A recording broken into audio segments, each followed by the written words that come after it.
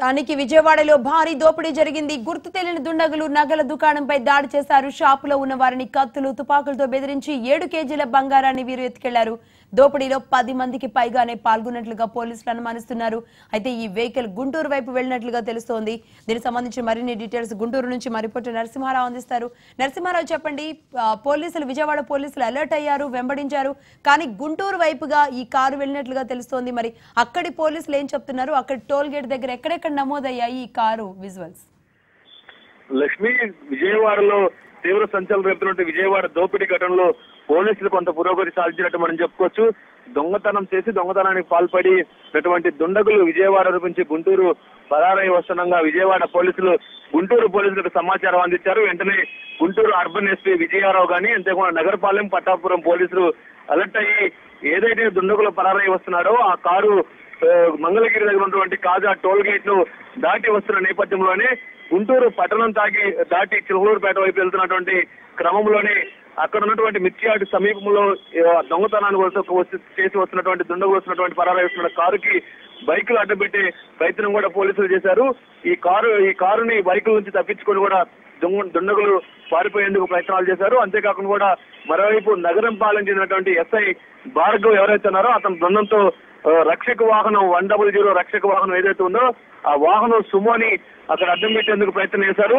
ఆ వాహనాన్ని కూడా దాటుకొని పోలీసులు వాహనాన్ని దాటుకొని కూడా పరారీతంగా దుండగులు ఏదైతే ఉందో ఆ కారు కూడా దాటుకొని వచ్చారు. ఆ తర్వాత పోలీసులు ఒక చెక్ పోస్ట్ లాంటి ఏర్పాటు చేసి సోదాలు చేస్తున్నారు. ఇది గమనించినటువంటి దొంగలు ఆ కారును అక్కడే వదిలిపెట్టి పరారయ్యారు. అయితే వీళ్ళంతా కూడా రాష్ట్ర ముఠాలు చెందినటువంటి దొంగలుగా కూడా వీళ్ళు పరిగణిస్తున్నారు. అయితే దొంగలు ఎవరైతే ఉన్నారో వారు వైట్ బన్నీ వేసుకుని ఒక అతను ఉన్నారని చెప్పేసి కూడా పోలీసులు గుర్తిస్తున్నట్టు తెలుస్తుంది. అక్కడ దగ్గర ఉన్నటువంటి సీసీ ఫుటేజ్ ను కూడా పోలీసులు సేకరించి విజయవాడ పోలీసులకు కానీ విజయవాడ సిపికి కానీ అందజేయడం జరిగింది.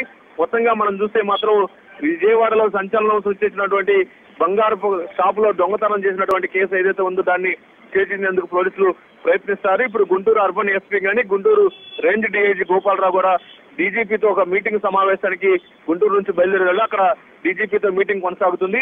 వాళ్ళు రాత్రి సమయంలో ఏమేమి సేకరించారు, అక్కడ వాహనంలో ఉన్నటువంటి 10 రౌండ్ల బుల్లెట్లు కానీ కత్తులు కానీ అక్కడ ఏ సమయంలో వాళ్ళని ఛేదించారు, ఎలా వాళ్ళు ఆ కారులు పెట్టి ఎటువైపు పరారయ్యారు, వీటన్నిటిని కూడా రిపోర్టు డీజీపీకి అందజేయనున్నారు. లక్ష్మి, అయితే 10 మందికి పైగానే పాల్గొన్నట్లుగా విజయవాడ పోలీసులు అనుమానిస్తున్నారు. మరి అక్కడ చూసిన ఆధారాల ప్రకారం ఎంతమంది ఉన్నారు చెప్పగలుగుతున్నారా?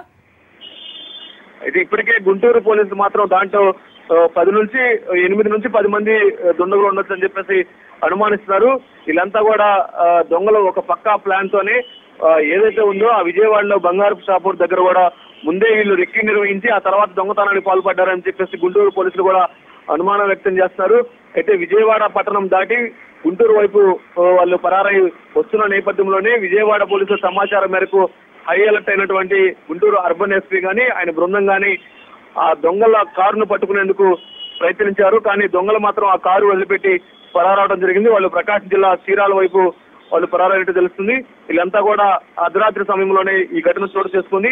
అయితే వాళ్ళు ఇటు ప్రకాశం నెల్లూరు దాటి జిల్లా ఏపీ బోర్డర్ దాటిపోయే అవకాశాలు ఉన్నాయని చెప్పేసి పోలీసులు అనుమానిస్తున్నారు. పోలీసులు 2 వీలర్స్ ద్విచక్ర వాహనాలు అడ్డుపెట్టాలని ప్రయత్నం చేశారు. అంతేకాకుండా రక్షక వాహనం అడ్డుపెట్టాలని చూశారు. ఆ తర్వాత చెక్ పోస్ట్ లో ఒకటి నిర్వహించి కూడా ఆ కారును ఎట్లా ఛేదించాలని చెప్పి గుంటూరు పోలీసులు వాళ్ళు ఛేదించాలని ప్రయత్నం చేసినప్పుడు కూడా దొంగలు మాత్రం పక్కా ప్లాన్ తో వాళ్ళు వేసుకొచ్చినటువంటి వాహనం ఏదైతే ఉందో ఆ వాహనాన్ని వదిలిపెట్టి పరారవడం జరిగింది. దీంట్లో బుల్లెట్లు గానీ కత్తులు గానీ స్వాధీనం చేసుకుని గుంటూరు పోలీసులు విజయవాడ పోలీసులకు అప్పగించారు. లక్ష్మి, ఎస్ నరసింహ, ఎప్పుడైతే విజయవాడలోకి ఎంటర్ అయిందో కారు అక్కడ టోల్ గేట్ దగ్గర ఉన్న విజువల్స్ కూడా మనం హెచ్ఎండి ఎక్స్క్లూజివ్ గా చూస్తున్నాం.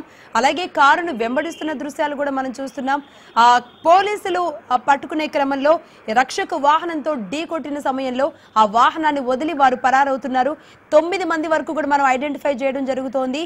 ఇంకా కొంతమంది ఉన్నారంటున్నారు. బట్ వారు ఎక్కడికి వెళ్లారు, నగల బాక్స్ ఎవరి దగ్గర ఉంది, నగలు తీసుకువెళ్లారు వాళ్ళు, మొత్తం ఏదైతే గోల్డ్ ఉందో ఆ గోల్డ్ తీసుకెళ్లారు అది ఎవరి దగ్గర ఉన్నది అనేది కూడా తెలియాలి. మొత్తం మనం చూస్తున్నాం 1 2 3 4 5 6 7 8 9 మెంబర్స్ అయితే మనకి కెమెరాలు ఇక్కడ కనబడుతున్నారు. ఫస్ట్ ఆన్ హెచ్ఎంటీవీలో మనం చూస్తున్నాం.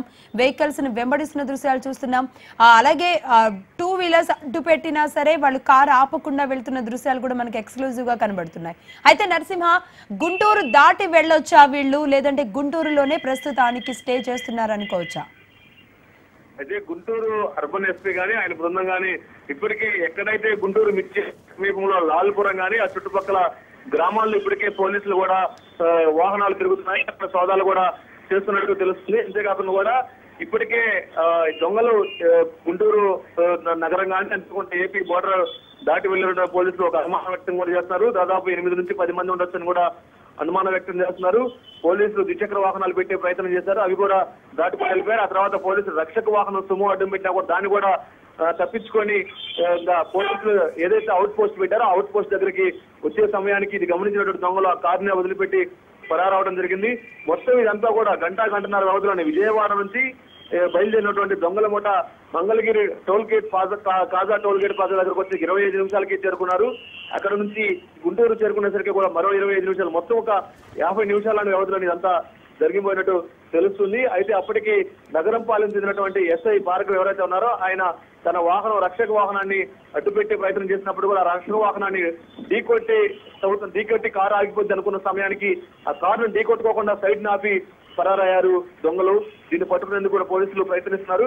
ఇప్పటికే పోలీసులు ఏదైతే దొంగల నుంచి అటు పట్టుకున్నటువంటి వాహనాన్ని పోలీసులకి విజయవాడ సిపికి అప్పగించడం జరిగింది. దీనిపై గుంటూరు విజయవాడ పోలీసులు కూడా కోఆర్డినేషన్ తో దొంగలకు ఛేదించేందుకు ప్రయత్నిస్తున్నట్టు మనం చెప్పుకోవచ్చు. ఓకే నరసింహారావు, దీనికి సంబంధించిన మరిన్ని అప్డేట్స్ కోసం మళ్ళీ మిమ్మల్ని కాంటాక్ట్ చేస్తాం. మొత్తానికైతే దొంగలు పక్క ప్లాన్ తోనే వచ్చినట్లుగా తెలుస్తోంది, రెక్కి నిర్వహించి మరి వచ్చినట్లుగా తెలుస్తోంది. పోలీసులు అలర్ట్ అయ్యి వారు చేస్తున్నారని తెలిసినా ఏమాత్రం లొంగిపోకుండా రక్షక వాహనం పెట్టి పోలీసులు అడ్డు పెట్టినా సరే దొంగలు చాలా చాకచక్యంగా పోలీసుల దగ్గర నుంచి పారిపోయారు. అంతేకాదు వారు తీసుకువెళ్లాల్సిన 7 కేజీల గోల్డ్ ఉన్న మూటను కూడా వాళ్ళు తీసుకువెళ్లిపోయారు. ఓన్లీ ఆయుధాలు ఏవైతే మారణాయుధాలు తెచ్చారో 2 రౌండ్ల బుల్లెట్లు, కత్తుల్ని మాత్రమే వాళ్ళు వదిలేళ్లారు. ఆ కత్తులు కూడా మనం ఎక్స్క్లూజివ్ గా HMTVలో కూడా ఇప్పటి వరకు చూసాం. అయితే మొత్తానికి విజయవాడలో భారీ దోపిడీ జరిగింది. గుర్తు తెలియని దుండగులు నగల దుకాణంపై దాడి చేశారు. షాప్ లో ఉన్న వారిని కత్తులు, తుపాకులతో బెదిరించి 7 కేజీల బంగారాన్ని ఎత్తుకెళ్లారు. దోపిడీలో 10 మందికి పైగా పాల్గొన్నట్లుగా పోలీసులు అనుమానిస్తున్నారు. బెంగాల్ కు చెందిన శంకర్ గవర్నర్ పేటలోని 2 అంతస్తుల భవనంలో బంగారు నగలు తయారు చేసే దుకాణాన్ని నిర్వహిస్తున్నారు. ఇందులో బెంగాల్ కు చెందిన 30 మంది పనిచేస్తున్నారు. మంగళవారం రాత్రి 10 గంటల సమయంలో కార్మికులంతా పనిచేస్తున్న సమయంలో దుండగులు లోపలికి చొరబడ్డారు.